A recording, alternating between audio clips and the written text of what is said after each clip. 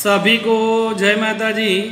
कक्षा 12 नामा के मूल तत्व भाग 2 सब्जेक्ट में मैं गिरीश सर आप सभी विद्यार्थियों का हार्दिक स्वागत करता हूं।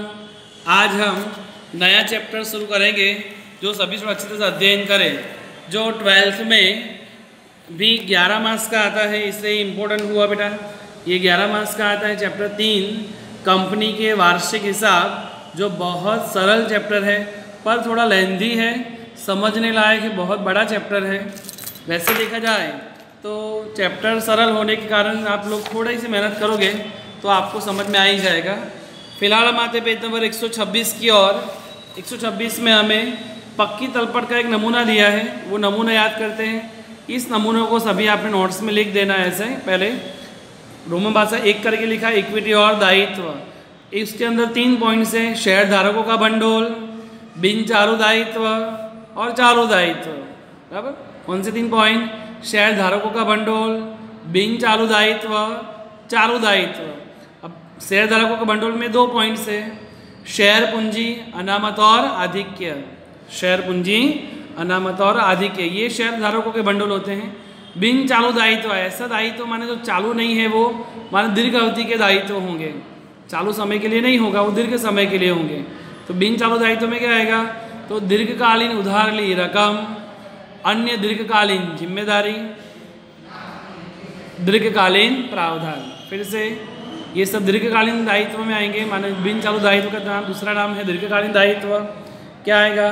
तो दीर्घकालीन उधार ली रकम, अन्य दीर्घकालीन दायित्व, दीर्घकालीन प्रावधान। और लास्ट में चालू दायित्व। चालू दायित्व में ये तीनों लिखने के बाद जो दीर्घकालीन की जगह अल्पकालीन कर दो। जैसे दीर्घकालीन उधार ली रकम, उसकी जगह लिखेंगे अल्पकालीन उधार ली रकम।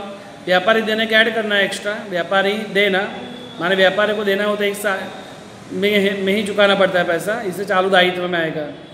फिर अन्य दीर्घकालीन जिम्मेदारी की जगह आएगा अन्य चालू जिम्मेदारी, दीर्घकालीन प्रावधान की जगह आएगा अल्पकालीन प्रावधान। बराबर, तो फिर से अल्पकालीन उधार ली रकम, व्यापारी देना, अन्य चालू जिम्मेदारी, अल्पकालीन प्रावधान। ये नमूना हमें ऐसे याद रखना है, क्रमबद्ध ही याद रखना है। और क्रमबद्ध याद करके हमें जब क्वेश्चन सॉल्व करते हैं तो ये पूरा ऐसे ही लिख देना है। फिर इसके अंदर डिटेल में क्या आती है वो देखते हैं। अब मेन टाइटल था शेयर धारकों का भंडोल, उसका सब टाइटल था शेयर पूंजी। अब इस शेयर पूंजी में कौन कौन सी पूंजी आती है वो देखते हैं, जो पेज नंबर 127 पे हमें दी है। सबसे पहले शेयर पूंजी। तो शेयर पूंजी में इक्विटी शेयर भी हो सकते हैं, प्रेफरेंस शेयर भी, माने इक्विटी शेयर पूंजी हो, प्रेफरेंस शेयर पूंजी हो, उसमें घटाएंगे। अगर बाकी हफ्ता है तो माइनस कर दो, प्लस करेंगे। शेयर जब्ती खाता हो तो प्लस करेंगे। इसका अर्थ है कि शेयर पूंजी में 4 बातें आ सकती हैं, इक्विटी शेयर, प्रेफरेंस शेयर, बाकी हफ्ता घटाएंगे, शेयर जब्ती खाता प्लस करेंगे। बराबर है। तो ये मेन टाइटल था शेयर धारकों का भंडोल, सब टाइटल था शेयर पूंजी। अब देखेंगे अनामत और आधिक्य। शॉर्टकट में आपको सिखाए तो अनामत और आधिक्य के अंदर सभी प्रकार के अनामतों का समावेश करते हैं। जैसे कि देखो यहाँ अनामत और आधिक्य, आधिक्य का मीनिंग है एकत्रित लाभ। क्या कहेंगे इसे? एकत्रित लाभ।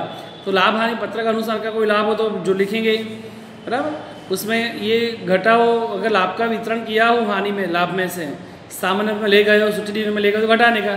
कुछ कहा ना हो तो लाभ हानि पत्रक का लाभ।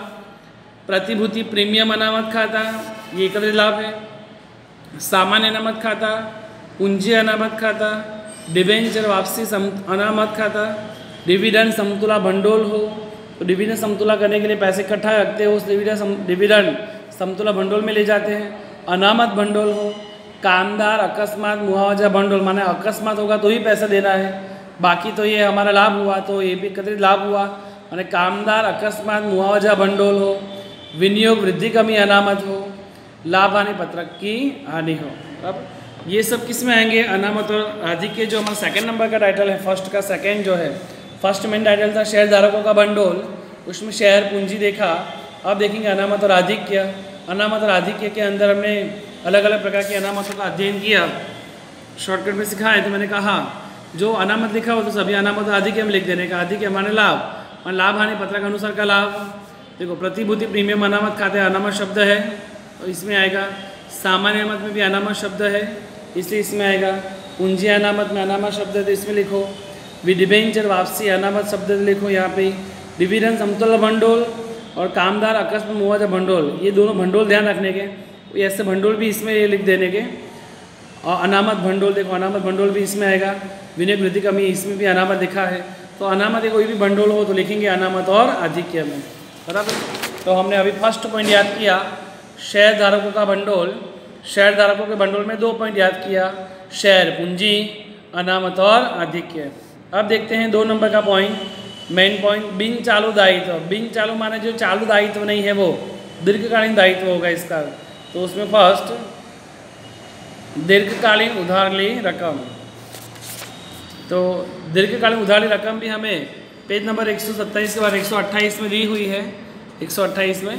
तो दीर्घकालीन उधार ली रकम में क्या आएगा, डिबेंचर। डिबेंचर 10-12 साल के लिए निकालते हैं, जिसका दूसरा नाम है ऋण पत्र।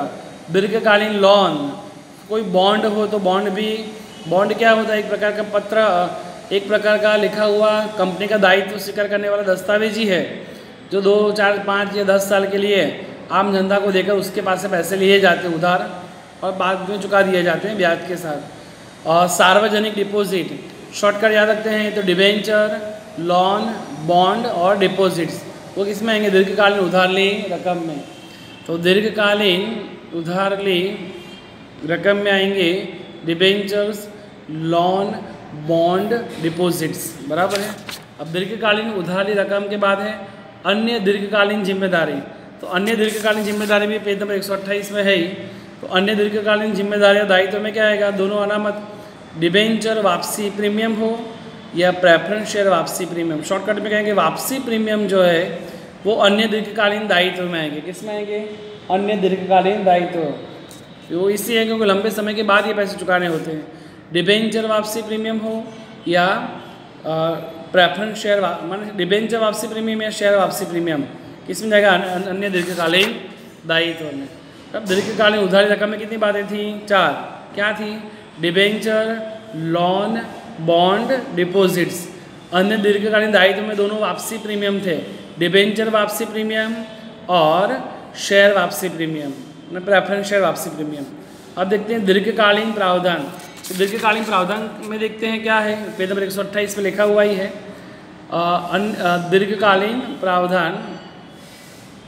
तो दीर्घकालीन प्रावधान में है provident fund, gratuity fund, pension fund, ये सब कर्मचारियों का होता है। देखो वो कर्मचारियों का प्रोविडेंट फंड, कर्मचारियों की ग्रेजुइटी फंड, कर्मचारियों का पेंशन फंड, कर्मचारियों का लाभ भाग फंड और कर्मचारियों के बचत खाता, माने कामदार और कर्मचारी के कामदार लाभ भाग फंड और कामदार बचत खाता। फिर से दीर्घकालीन प्रावधान में provident fund, gratuity fund, pension fund, कामदार लाभ भाग फंड, कामदार बचत खाता, कामदार या कर्मचारी से जुड़ा हुआ कोई भी फंड हो तो दीर्घकालीन प्रावधान में आता है, बराबर है।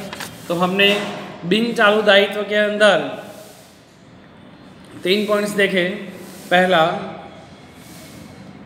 दीर्घकालीन उधार ली रकम। तो दीर्घकालीन उधार ली रकम में 4 बातें आई, डिबेंचर, लोन, बॉन्ड, डिपॉजिट्स। अन्य दीर्घकालीन जिम्मेदारी में कितनी बातें आई, 4। 2 डिबेंचर वापसी प्रीमियम और प्रेफरेंस शेयर वापसी प्रीमियम।